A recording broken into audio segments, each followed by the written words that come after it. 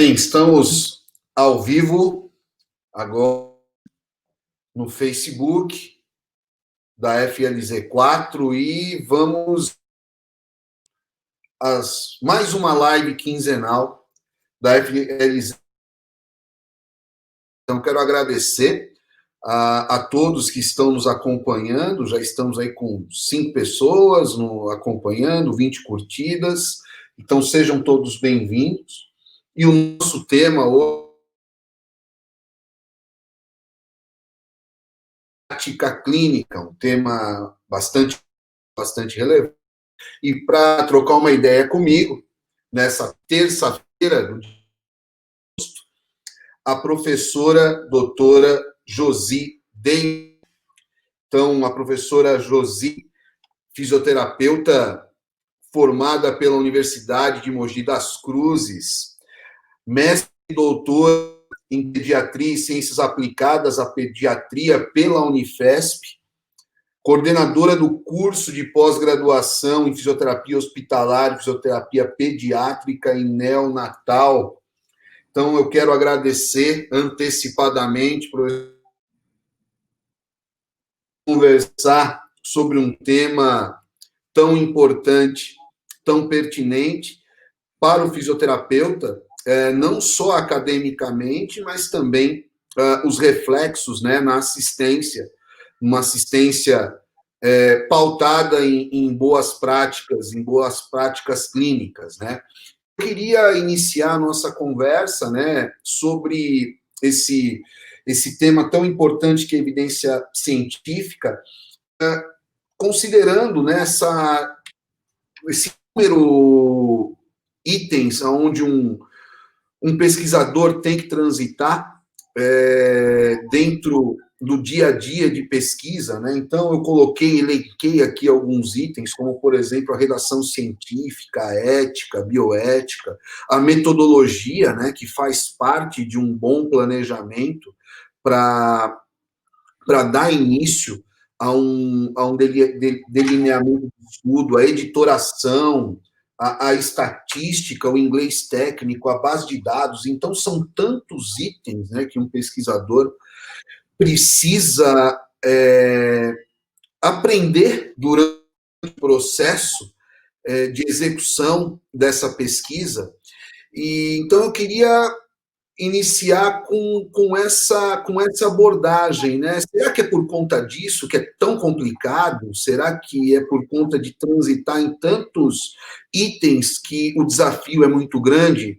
Professora Josi, seja bem-vinda, é um prazer contar com você nessa live de hoje.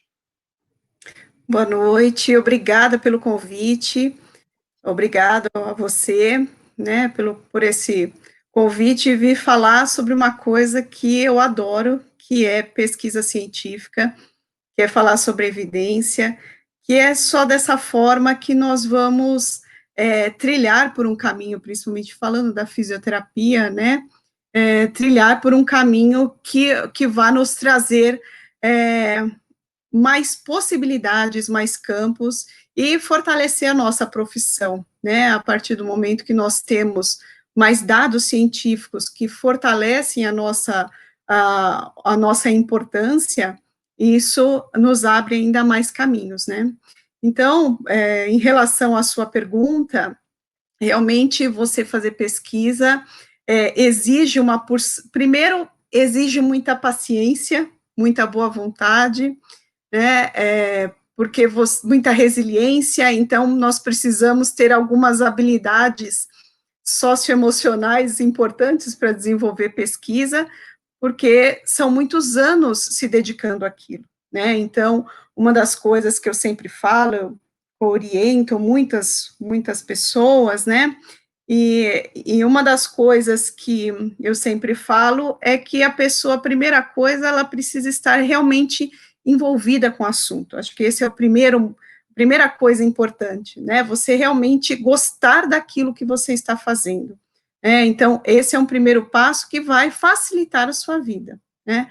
A outra coisa é você ter uma pergunta muito bem definida, né? Muitas vezes, nós também buscamos soluções sem entender os problemas de fato.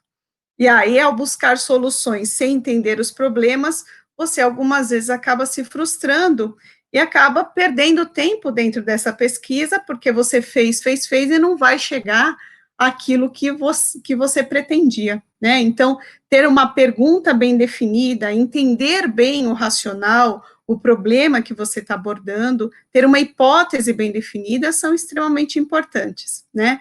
E aí, fora isso, você, para poder suportar tudo isso, você realmente precisa ter, saber buscar artigos, essa é uma primeira coisa, né? Você precisa saber o que existe na literatura, e é muito comum nós falarmos isso, porque eu também já fiz isso, quando eu estava iniciando nessa área de pesquisa, é falar que não tem nada sobre o assunto.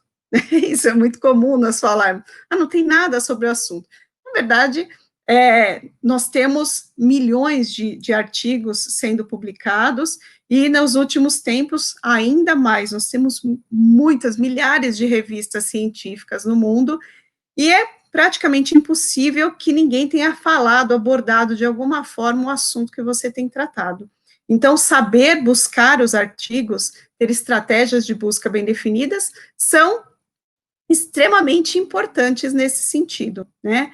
E aí, eu acho o artigo, mas eu também preciso saber interpretá-lo e lê-lo, porque grande parte da nossa pesquisa, dos artigos científicos, são minimamente na língua inglesa.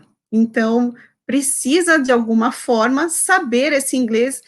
Não, pode não ser um inglês, você ter um inglês fluente, mas você precisa ter um inglês científico para que você possa, pelo menos, interpretar aquelas informações e entender do que se trata aquilo. Então, são vários aspectos que exigem de você para trabalhar com todo esse processo de pesquisa, né? A interpretação, a utilização, a abordagem aos pacientes, você saber o que pode ser feito e o que não pode ser feito do ponto de vista ético. Então, nenhuma pesquisa que envolva qualquer assunto que envolva seres humanos não é possível ser feito sem comitê de ética, mesmo que seja simplesmente a busca dos dados do paciente de forma retrospectiva. Então, são todos aspectos que são extremamente importantes a serem abordados e serem planejados quando você pensa em fazer uma pesquisa científica, né? Perfeito. Você tocou num assunto, José, que é muito interessante. Às vezes o aluno, ele vem conversar com a gente para uma determinada proposta, e ele não tem esse objetivo definido, né? Ele tem um tema e olhe lá, né? E geralmente a pergunta é essa, né? Me ajuda, porque eu estou totalmente perdido. E de fato, se você não tem um objetivo, você não sabe aonde você quer chegar. Né? O objetivo ele é fundamental, até porque é esse objetivo que vai caracterizar a hipótese dessa pesquisa. Então, a gente pode entender que é o alicerce que você tem um objetivo definido, você até consegue fazer uma busca e uma leitura mais aprofundada em cima daquele assunto. Eu falo isso porque às vezes é muito comum, e eu infelizmente ouvi isso de alguns professores, olha, vai ler tudo sobre o tema e depois você volta para falar comigo, né? Eu acho isso um pouco de humildade, né? É importante a gente definir bem esse objetivo para direcionar para a gente direcionar essa busca. E aí eu quero fazer um link. Esse objetivo, no meu entendimento, não sei se você concorda, ele tem que estar linkado ao delineamento, ao desenho, ao tipo de estudo.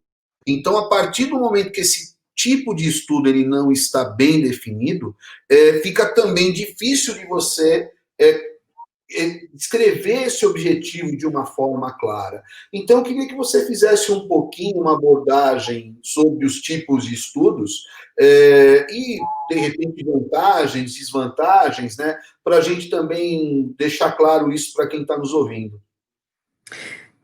Sem dúvida, a questão da definição da sua pergunta de estudo, do objetivo que você tem, isso é fundamental, essa é a primeira parte. E sempre você pensar, você planejar o seu estudo, que é a parte dos métodos, ele está intimamente ligado a você responder a sua pergunta, a conseguir responder aquele seu objetivo de pesquisa. E aí, como você falou, existem vários delineamentos de estudo, e na área da saúde especificamente, nós temos alguns tipos de estudo que são inerentes à área da saúde em si, né? Então, o mais comum, o mais facilmente, que é mais fácil e mais rápido de nós desenvolvermos, por exemplo, são os estudos transversais. Então, os estudos transversais são aqueles estudos de momento em que você coleta uma única vez alguma informação do paciente, ele é classificado como um estudo observacional, e ele, então, ele capta essa informação do paciente, e depois, então, você tem as informações simplesmente naquele momento exato. Então, nós costumamos dizer que os estudos transversais são estudos de uma foto do momento. Então, se você quer entender algum processo inicial, se você quer fazer uma pergunta mais inicial, os estudos transversais são bastante interessantes nesse sentido, porque eles vão te dar esse retrato inicial, e a partir daí você vai conseguir trabalhar um pouco melhor para estudos mais de segmento. Então, os estudos observacionais são os mais simples e os mais rápidos de serem feitos, né? Nós temos também outro estudo que é mais simples também de ser feito, que são os estudos que são retrospectivos, né? Os estudos que são as coortes, né, retrospectivas, que alguns epidemiologistas não gostam dessa classificação, porque para eles as coortes são sempre prospectivas, mas quando você avalia todos os pacientes do presente momento para trás, e você tem a intenção de entender os fatores de risco para aquele desfecho que nós estamos tendo nesse momento. Então, esse é uma outra forma. Então, se você quer entender melhor os fatores de risco para acontecer aquele problema, os estudos retrospectivos são interessantes, né? Ou você quer entender melhor quais são os fatores, a questão de segmento sobre evolução natural da doença, ou do tratamento, ou das condições clínicas do paciente, os estudos de segmento, que são as coortes prospectivas, são bastante interessantes. Então, por exemplo, você quer saber como vai ser a evolução dos pacientes que você viu nascer em 5, 10, 15 anos, você então vai seguindo para frente, não tem nenhuma intervenção, é um estudo simplesmente observacional, em que você vai vendo como é o comportamento, como vai acontecendo o comportamento ao longo do tempo. Então, nós temos, a minha área é prematuridade, a neonatologia, nós temos, por exemplo, coortes nos Estados, na Inglaterra, coortes de 60 anos de segmento de prematuros. Então, por exemplo, que eles, com esse segmento, eles foram observando que as crianças prematuras têm um risco aumentado de ter doenças cardiovasculares, de ter mais infarto, mais AVS e mais óbitos mais precoces do que as crianças que nasceram no tempo certo. Então, é um estudo que vai te indicando o curso natural de uma doença ou de uma condição clínica, né? Então, elas são bastante interessantes. Qual que é a dificuldade, principalmente se nós falarmos em nível São Paulo ou Brasil? Quando você fala de estudos de segmento, quanto mais tempo você segue, mais difícil é de você encontrar esses pacientes depois de um tempo. Então, esses pacientes estão aqui hoje, daí eles mudam para outros lugares, e você tem essa perda de segmento desses pacientes, e acabam comprometendo essa sua informação, essa sua coorte que você está seguindo, né? Então, um lugar que tem coortes maravilhosas é lá na região de Pelotas, né? A Universidade Estadual de Pelotas, eles são um centro epidemiológico enorme, tanto é que eles estão trabalhando com a questão epidemiológica da Covid, porque eles têm muito know-how sobre isso, e lá em Pelotas é um lugar que as pessoas não têm tanta circulação, eles não entram e saem, não vão embora do país, né, daquela região, então você consegue realmente seguir todas essas pessoas, né. E o outro, que é o que a gente chama de padrão ouro, né, pelo delineamento, mas que tem muitos poréns por causa disso, né, assim, ter um bom delineamento não significa que o estudo é bom, né, então, durante muito tempo, foi classificado os estudos em relação à qualidade, ao nível de evidência, simplesmente pelo nível de delineamento do estudo que ele estava sendo feito. Agora, a gente sabe que os delineamentos de ensaios clínicos são os melhores delineamentos, porque são os estudos de intervenção, entretanto, você tem o problema de que estudos de intervenção, que são aqueles que realmente mostram eficácia e segurança, né, sobre alguma técnica, alguma terapia para prevenção ou tratamento, podem ser excelentes ou podem ser muito ruins, dependendo da forma que é conduzida. Né? Então, esses são os tipos principais que nós temos aí dentro da área clínica, né, de pesquisa clínica, e cada tipo de objetivo, aquilo que você tem como objetivo, você, então, tem que pensar em como é que você vai fazer esse delineamento, né? Perfeito. Eu concordo que saber o delineamento é fundamental para um objetivo bem direcionado. Os estudos observacionais, né, como você comentou em relação à linha do tempo, eles têm uma exigência maior ou menor, né, de acompanhamento. O estudo retrospectivo, Josi, eu já ouvi também de alguns epidemiologistas como estudo caso-controle, né? Ele pega aquele paciente que já é doente, né, e vai verificar se ele foi ou não foi exposto a uma determinada situação. Ou então, o indivíduo não doente, entre aspas, né, um termo muito usado na epidemiologia, se ele foi ou não foi exposto a uma determinada situação. E aí, considerando, né, a intervenção como um estudo, obviamente, experimental, você comentou dos ensaios clínicos, né?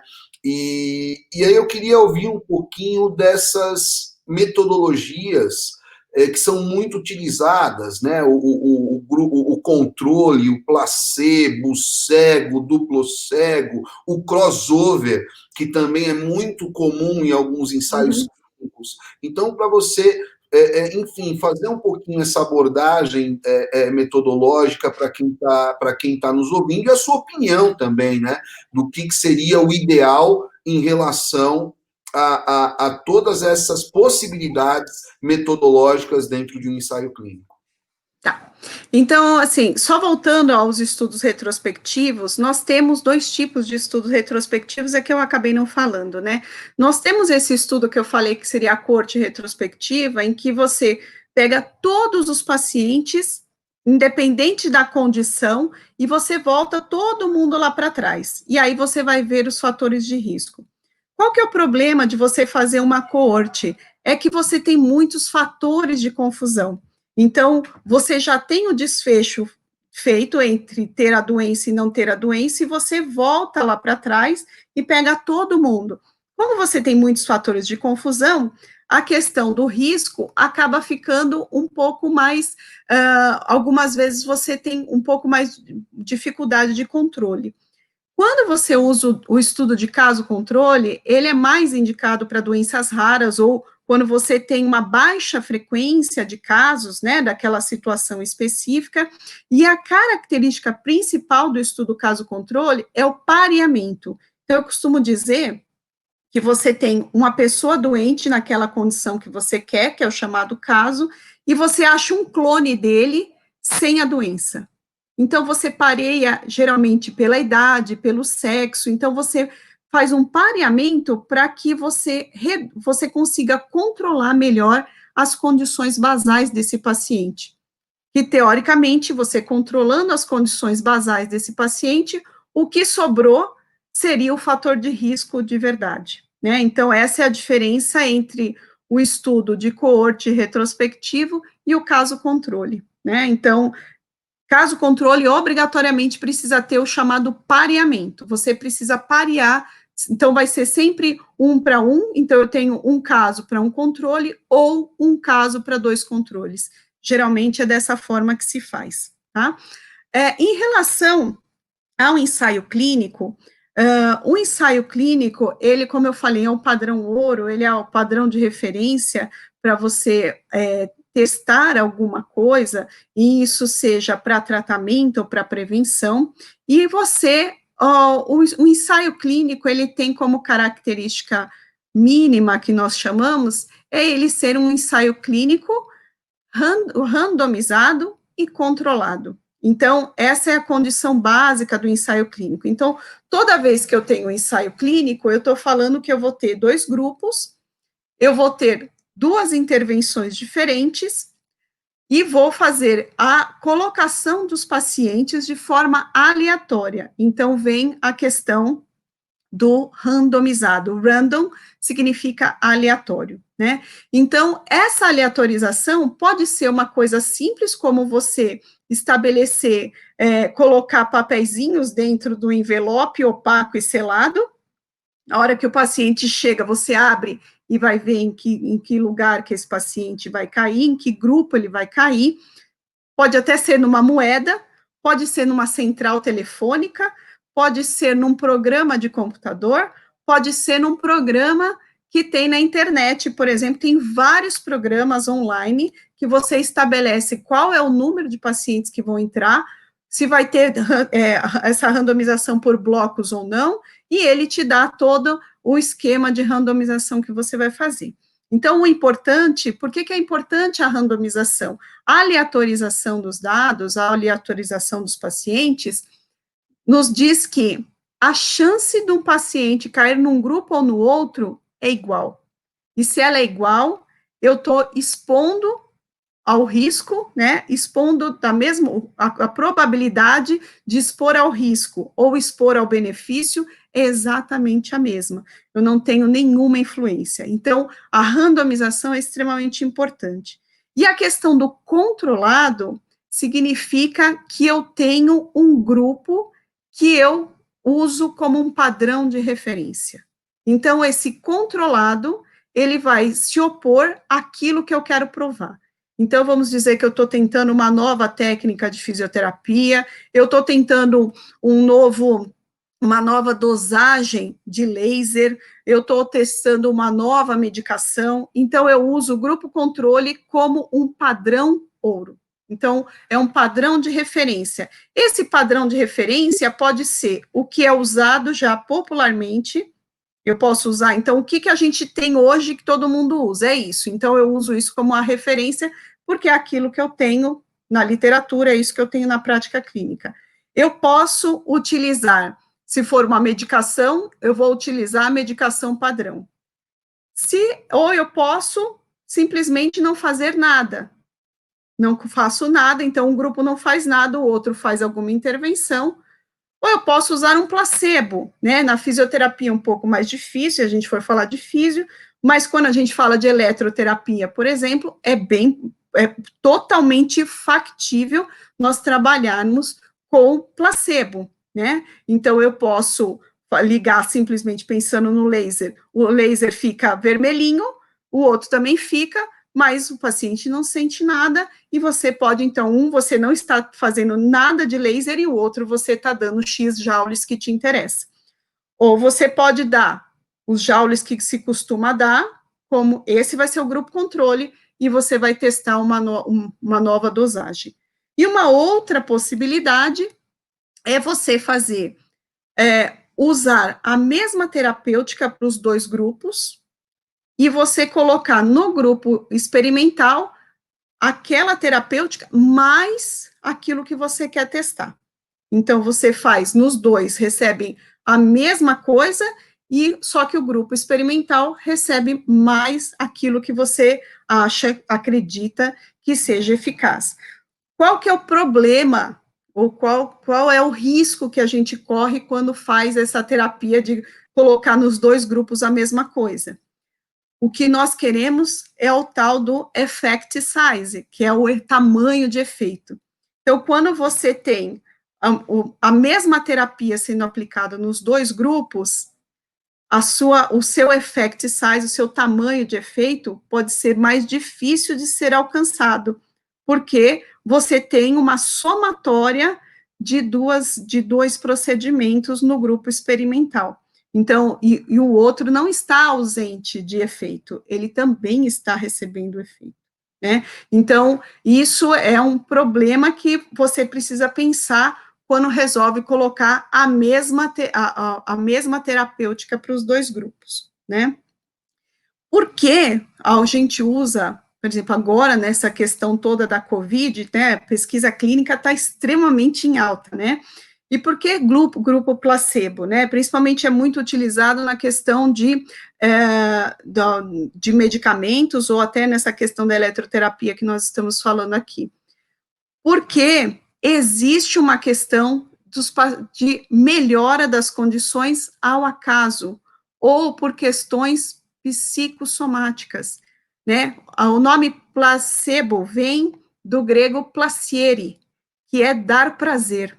Então, você pode dar prazer com uma pílula de farinha. A pessoa acredita que aquilo vai funcionar e funciona. Então, você precisa testar e aí você espera que aquilo que você quer testar tenha um efeito maior do que aquilo que você está dando como um grupo controle, né? Então, isso são os tipos que a gente tem de controle do ensaio clínico controlado.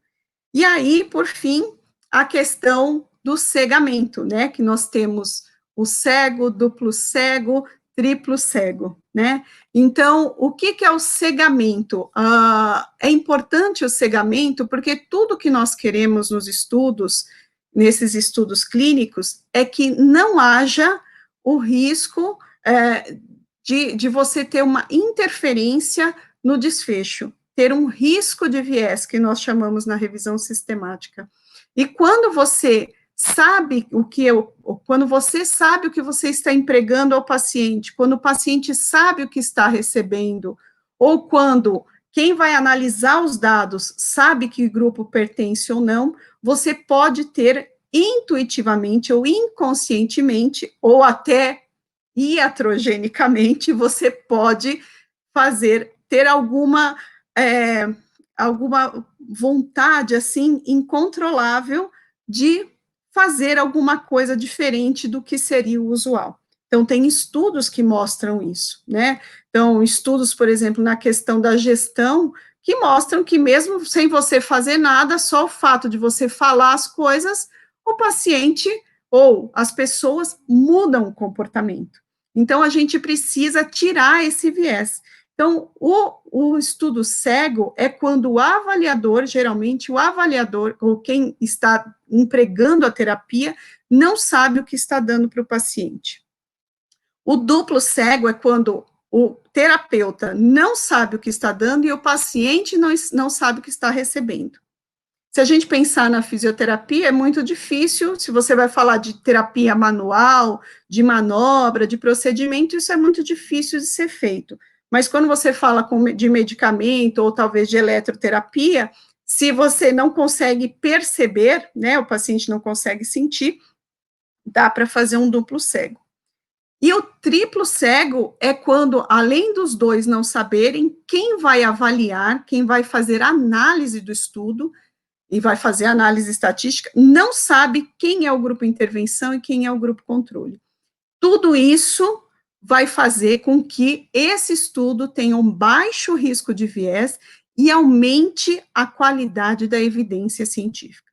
Então, são coisas que são avaliados lá na revisão sistemática, que importam para a revisão sistemática, que é o fim de tudo, para a gente realmente dar o nível de evidência, mas que, nesse momento, é extremamente importante. Então, a gente precisa pensar em todos esses aspectos, ok?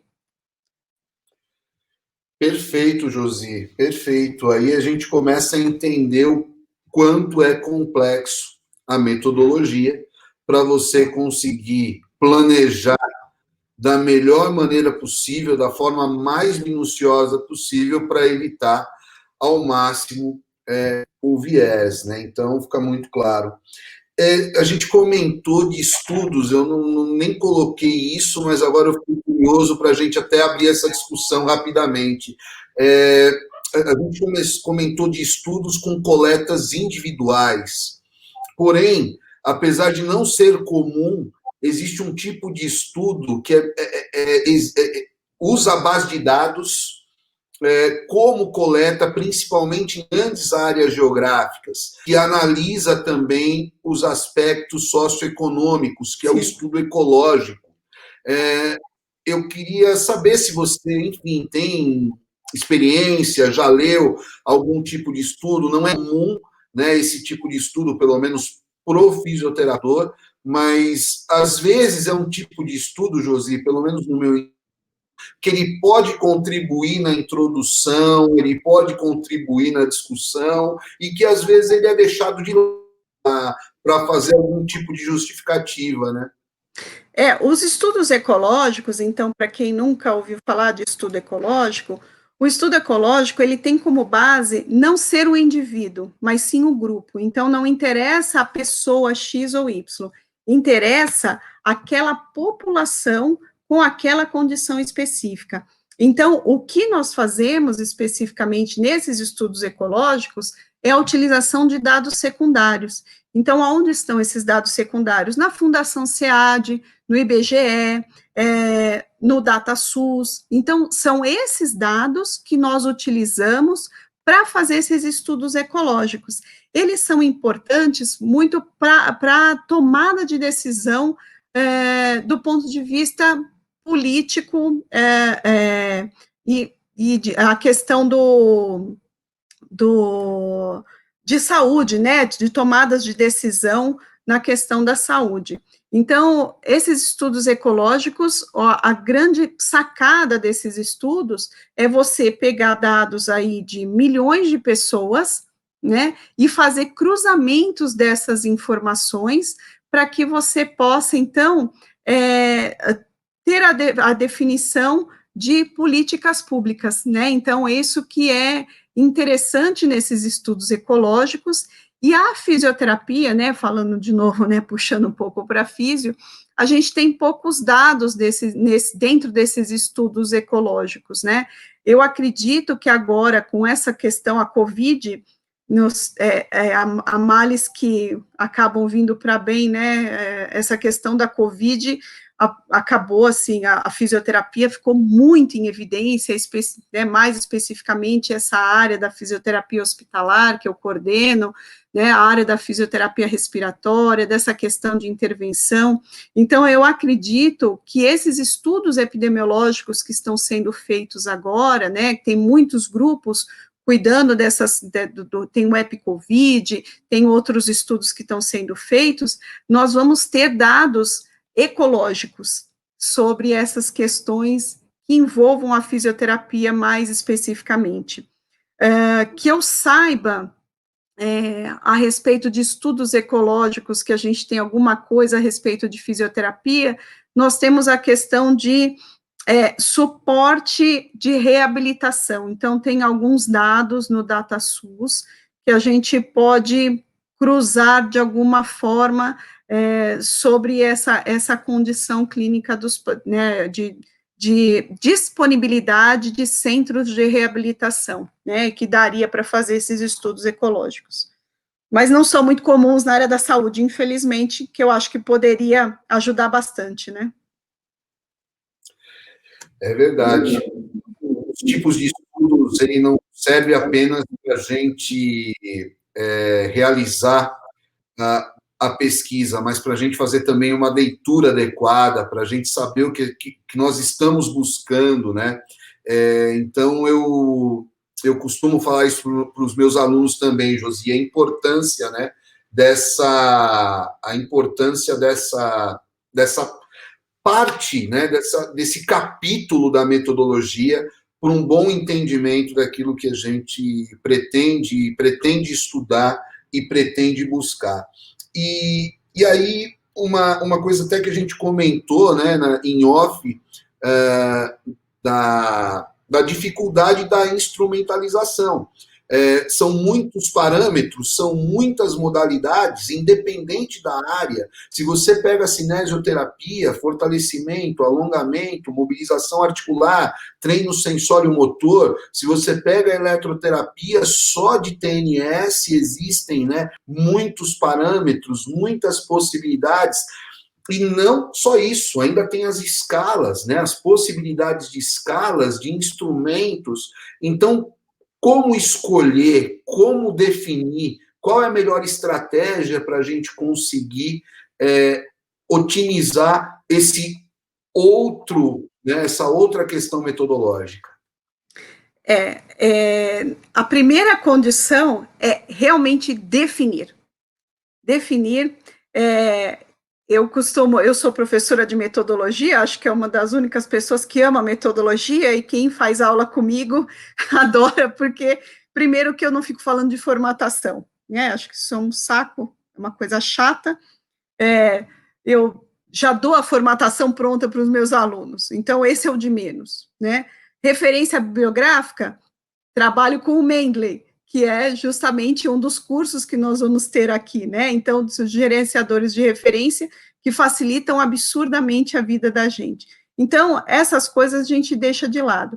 Agora, quando a gente vai falar sobre o trabalho em si, nós precisamos fundamentalmente especificar exatamente o que nós estamos fazendo. Então, tem um filminho muito interessante que que elucida muito bem aquilo que a gente costuma fazer em pesquisa científica. Está tudo muito bem definido na cabeça da gente. A gente sabe exatamente como é que faz todo o procedimento. Quando você passa para o papel, ninguém entende o que você está falando. E aí, se as pessoas ficam em dúvida, se depois daquele passo é para ir para a direita ou para a esquerda, eu sempre falo isso, tem alguma coisa de errado. Isso vai dar risco de viés, a pessoa vai fazer do jeito que achou que você fez. E aí a reprodutibilidade começa a ficar comprometida.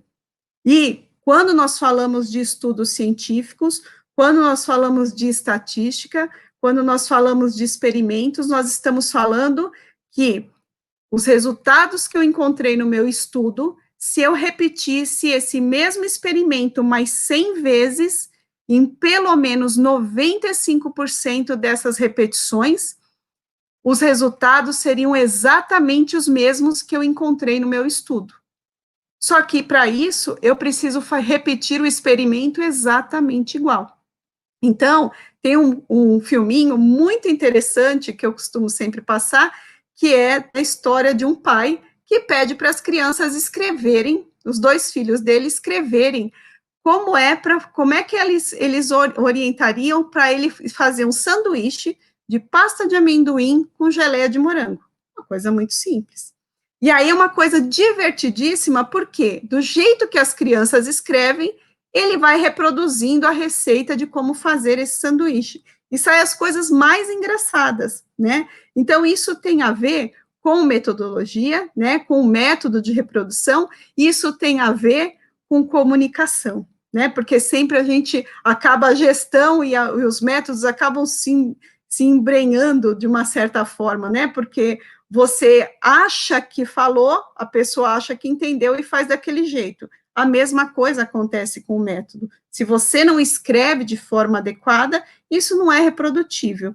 E a gente tem muitas situações, como você falou, de cinesioterapia, de mobilização articular, que as pessoas simplesmente escrevem que foi feita mobilização articular do joelho.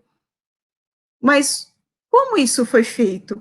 Isso foi treinado? Se nós tentarmos reproduzir, ou se pegar uma pessoa, mesmo seu colega de turma, e pedir para ele fazer essa mobilização articular, ele vai fazer de uma forma diferente. E aí a reprodutibilidade acabou nesse sentido, né? O que a gente chama de interrate, né? Que é aquela avaliação entre avaliadores. E aí você vê que entre avaliadores essa técnica não é reprodutível, não porque ela não funciona, ela não é reprodutível, mas porque você não deu elementos suficientes para ser reproduzido. Então, esse é o grande problema dos estudos científicos, é garantir essa reprodutibilidade. Método que tem 5 linhas, pode crer que não é um método que é reprodutível. Não tem como, em 5 linhas, você falar tudo que você fez. Sem dúvida, né? E aí um outro item curioso, né? Conhecer o instrumento, né? Então, eu já me deparei com algumas situações de alunos desesperados que passaram o instrumento, fizeram a coleta, e aí eles não conseguem interpretar, eles não conseguem, às vezes, fazer o cálculo para o resultado de um determinado instrumento, né? Então, aí vem a importância também do piloto, né? De você testar, de você verificar, de você, enfim, procurar levantar alguns problemas para corrigi-los a tempo, vamos dizer assim, né? Sim, sem dúvida. Por mais que nós planejemos, né, bem esse estudo, que tenha todo o embasamento teórico, que você escreva de forma adequada, quando é a hora do vamos ver, sempre dá algum problema e algum ajuste precisa ser feito. Isso não tem como. Então, o piloto sempre nos ajuda nesse sentido. Você não precisa fazer um piloto de 30 pacientes para depois chegar à conclusão que não funcionou. Não, nós vamos fazer aí 4, 5 pacientes, com isso você já tem uma noção se aquilo que você planejou do ponto de vista metodológico é factível. Se não é, já ajusta, não vai ficar teimando, né? Não, vamos tentar mais um pouco. Não, você só vai perder tempo, porque aqueles pacientes que você incluiu no piloto não vão poder ser utilizados para dentro do seu estudo. Então, aquilo lá foi perda. Você não vai poder, de novo, avaliar de novo aqueles pacientes? Provavelmente não vai poder, né? Que aí eu acabei esquecendo de falar dos estudos de crossover, né? Que são essas avaliações em que ele é o controle e ele é o experimental, né? Então, quando você avalia nessa situação, você avaliou uma vez, você vai avaliar outra vez, você já tem a interpretação do paciente previamente, né? Então, você já vai ter um resultado diferente. Então, os estudos de crossover, eles fazem parte, na verdade, dos ensaios clínicos, quando o paciente, ele é ele é o controle dele mesmo. Qual que é a dificuldade dessa situação? Você também randomiza, você vai randomizar o quê? A ordem. Ele vai começar primeiro como experimental ou primeiro como controle? Então, você também garante essa possibilidade. A grande dificuldade é o que nós chamamos de período de washout. Washout é o período que você deixa. Quanto tempo você vai esperar para acabar com o efeito do tratamento anterior? E isso, em fisioterapia, a gente não tem. Medicamento, a gente sabe por causa da meia-vida do remédio. E você dá 2 a 3 vezes a meia-vida do medicamento. Agora, quando você fala em outras terapêuticas, nós não sabemos. Será que uma semana é suficiente? 2 dias? Um mês? Muita coisa a gente não sabe. Então, o bom é, a gente tem que ter menos pacientes e você consegue controlar, porque você tem clones, né? São os mesmos pacientes nos 2 grupos. Então, você controla mais as condições. Mas, por outro lado, você tem o efeito, você pode ter a somatização do efeito anterior, do que ele foi feito no tratamento anterior, né? Então, esse é o grande problema do crossover. Voltando lá na questão dos ensaios clínicos que eu acabei não falando, né? Perfeito, perfeito, esclarecedor demais. Agora, a dúvida, talvez a grande dúvida nesse terço final da nossa live: como extrair o melhor dessas evidências científicas, com esse arsenal de publicações, e aplicar no nosso paciente? Sim. esse é um problema com tudo, que a ciência, ela é muito mutante, né? No momento ela é boa, no momento é ruim. Por que que isso acontece? Tem uma questão temporal, sazonal, numa questão de melhora das terapias, então você tem algumas questões que influenciam, né? E no momento isso funcionava, depois não funciona, mas eu ainda acredito naquilo que nós falamos anteriormente. Nós temos muito problema com a evidência, com os estudos, a qualidade dos estudos que são realizados. E aí, uma hora você vê que um resultado é positivo, na outra não é positivo, é negativo, na outra ela é neutra, não ajuda em nada. E aí, para quem está lá na ponta, fica sem saber, né? Faz ou não faz. Então, nesse sentido, as revisões sistemáticas, elas vão te dar esse suporte para conseguir fazer juntar todas essas informações para que você possa ter uma tomada de decisão mais segura, né? As revisões sistemáticas, de uma forma muito simplista, é você juntar estudos semelhantes que cubram a chamada pergunta PICO, né, em que você tem pacientes semelhantes, intervenções semelhantes, comparações semelhantes, com o mesmo desfecho avaliado. Você junta todos esses estudos, e aí você, então, você tem um estudo com 30 pacientes, você tem outro estudo com 40 pacientes, outro com 20, e aí cada um fala uma coisa. Quando você junta todos esses estudos, você vai ter 100, 200 pacientes juntos, e você, então, vai ver o quanto que isso funciona ou não. Fazer revisão sistemática não é uma coisa simples, né? É uma coisa trabalhosa.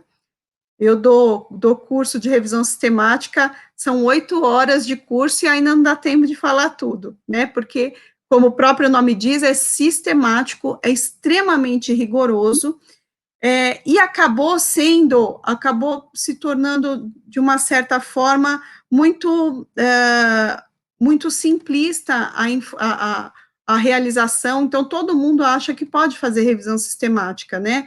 Uma revisão sistemática bem feita exige muito das pessoas, porque ela é muito trabalhosa. Revisão sistemática, você precisa ter pelo menos 3 a 4 bases de dados, você precisa ter, no mínimo, 2 pessoas trabalhando juntas, você precisa ter uma porção de requisitos para você depois juntar todos esses dados e com a possibilidade de fazer o que nós chamamos de meta-análise, que é a análise estatística desses dados, para daí, efetivamente, você avaliar o tamanho do efeito daquela intervenção que você quer. A partir disso, você, então, vai ter dados mais objetivos, e também se avalia mais recentemente, nós utilizamos o que nós chamamos de escala grade, que ele vai te dar o fato de você ter um valor lá que mostra que a intervenção funciona. Isso não significa que você fortemente pode acreditar naquilo. Então, dependendo da qualidade dos estudos que foram incluídos, você pode ter um nível de evidência mais alto ou um nível de evidência menor. Então, são duas coisas. Você pode ter uma revisão sistemática muito bem feita, mas os estudos incluídos não eram de boa qualidade. E aí a evidência fica fraca. Ou você pode ter estudos bem delineados dentro da sua revisão sistemática, mas a revisão não foi bem feita. E aí nós temos um outro problema mais sério, né? Então, tanto é que hoje nós fazemos avaliações das revisões sistemáticas, e tem se discutido muito a qualidade das revisões sistemáticas que têm sido publicadas e a importância dessas revisões sistemáticas, porque algumas vezes acaba-se fazendo revisões sistemáticas de assuntos que não têm, do ponto de vista de importância clínica, isso não vai trazer nenhum benefício maior para os pacientes, né, para a tomada de decisão. E o importante da revisão sistemática, que hoje tem se falado muito e tem se aplicado nas políticas públicas, que é a avaliação de tecnologias em saúde. As avaliações de tecnologia em saúde, a revisão sistemática é o primeiro passo para se tomar a decisão de introduzir ou não uma nova tecnologia. Então, tanto faz você ser um processo de fisioterapia, um procedimento de fisioterapia, uma medicação ou um aparelho novo que vai ser introduzido no SUS. A revisão sistemática, a tecnologia é tudo isso. Se a revisão sistemática mostrou que tem uma forte evidência de que aquilo funcione, é o primeiro passo. Depois se avalia custo-efetividade e, por fim, vai ser a questão orçamentária, porque o cobertor é curto, então precisa ver se você tem dinheiro para colocar aquela tecnologia em saúde dentro do Sistema Único de Saúde. Então, a revisão sistemática é extremamente importante porque ela é um nível mais adequado para nós avaliarmos as qualidades. Então, se tiver uma revisão sistemática, quem está lá na ponta, procure por revisões sistemáticas para poder, então, tomar as suas decisões de utilização de procedimentos ou não. Perfeito, perfeito. Nós temos uma quero colocar aí para a gente. Quanto pior a qualidade metodológica do estudo, mais chance de resultado positivo e maior o effect size. Na contramão disso, quanto melhor a qualidade metodológica, menor chance de resultado positivo e menor o effect size. Acho que foi mais um comentário, né, Josi, do que, na verdade... É que, assim, a qualidade metodológica, quanto mais obscuro é o jeito que você conduziu o estudo, mais chance você tem de colocar os resultados do jeito que mais lhe agrada, né? Então, acaba sendo dessa forma. Se você não tem clareza, transparência nos seus resultados, você acaba tendo o maior risco. Agora, o quanto que esse estudo vai te dar mais efeito ou não, isso também tem a ver com o tamanho de amostra e todas essas coisas. Então,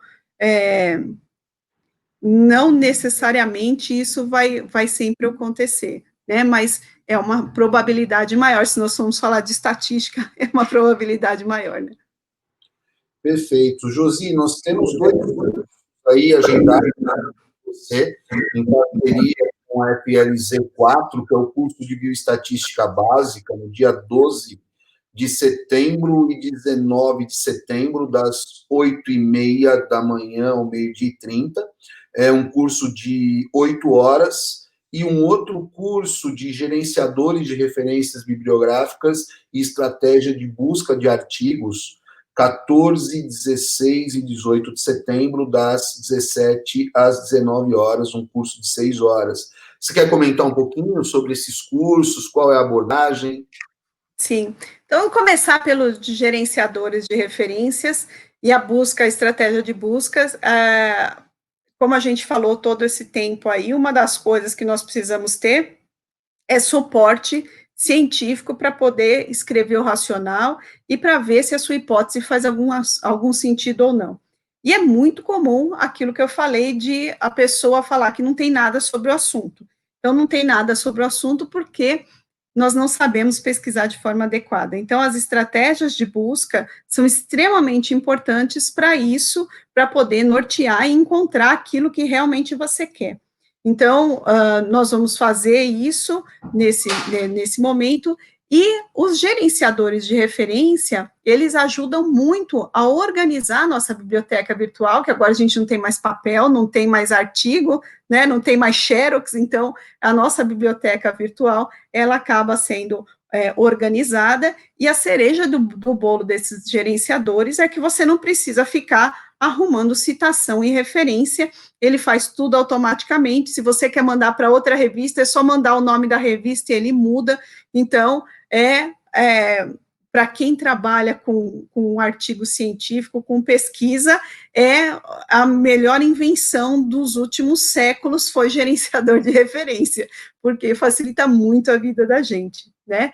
E aí, por um outro lado, a gente vai, então, discutir o outro, que é a questão da bioestatística, que é como interpretar esses dados, né? Você tem esses dados e como é que você como é que você manipula esses dados, como é que você vai analisar, como é que você vai interpretar, você vai ver para que lado vai, como é que você vai apresentar esses dados, né, numa apresentação, seja do TCC ou do mestrado e doutorado, como é que você apresenta esses dados de uma forma clara e objetiva, e como é que você coloca isso no artigo científico de uma forma clara e objetiva.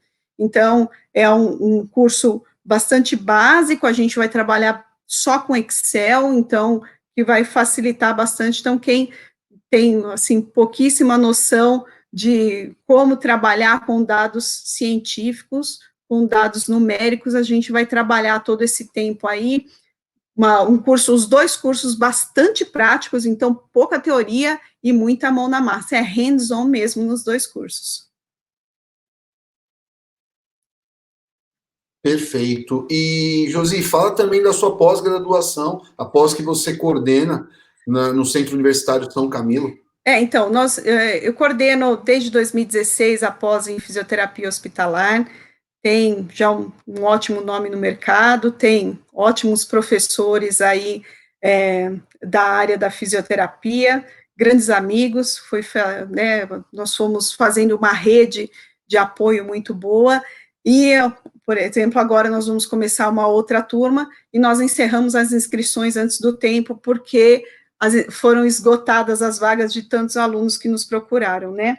E o ano passado, nós lançamos o curso de fisioterapia pediátrica e neonatal, que também está sendo um sucesso. Nós estamos nesse momento de construção desse curso, com muitas pessoas boas, tanto da área da motora, da neuro, quanto da respiratória, e o curso está indo de vento em popa. E para o ano que vem, nós temos mais 3 novos cursos na pós-graduação, que vai ser mais na área de ortopedia, na área de músculo esquelética, então nós vamos ter outras novidades aí da pós da São Camilo ano que vem. Que legal, muito bacana mesmo.